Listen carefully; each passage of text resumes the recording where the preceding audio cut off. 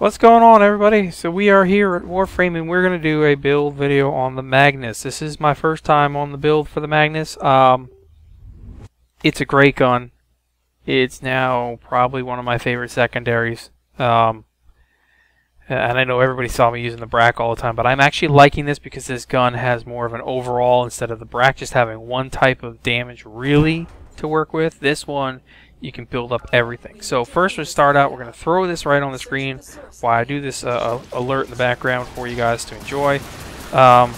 Original stats right here: impact 20.3, puncture 12.4, slash 12.4, and that's what we're concentrating on this build. Everything else is going to stay the same throughout my build. None of the other stats are going to change at all, at the exception of magazine capacity, but that may change down the road as well, and I'll explain that to you in a bit.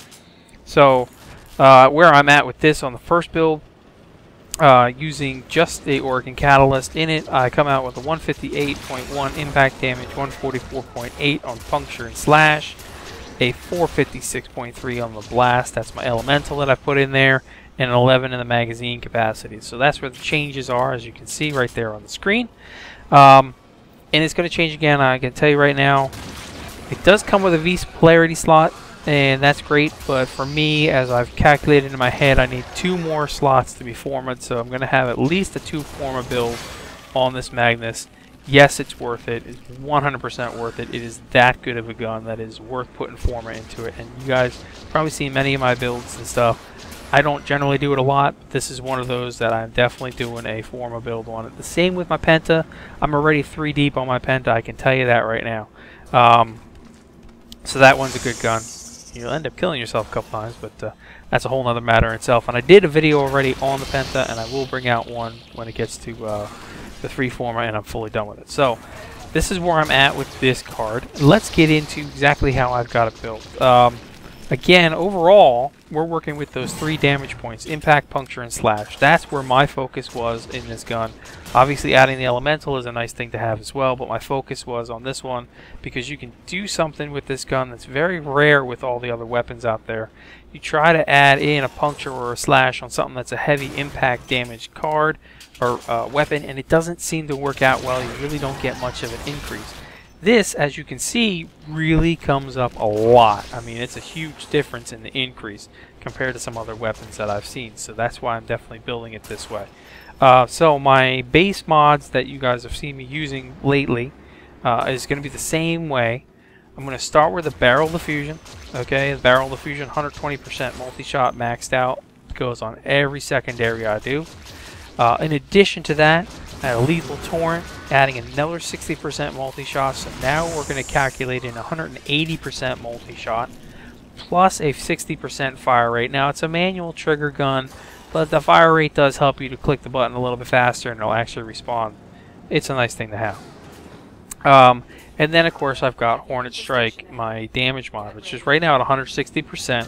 But part of this, me wanting to build to the next level, forma, is going to mean that I'm going to actually take this Hornet Strike and max this thing out all the way. And it's going to take a little bit of time to do that because it's one of those cards that just uses a lot of mods and a lot of fusion cores or whatever to get up there. So, but it will be done, and you will see that in a future video of build.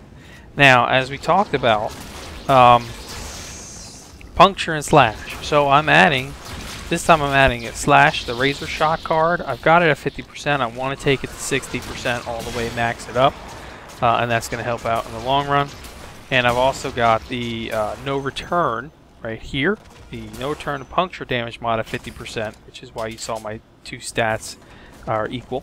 I want to bring that up to 60% as well. So really making it an overall very damaging gun from all points. Critical is not really there in this gun, so I'm not worried about it. So I've got room to work with on everything else.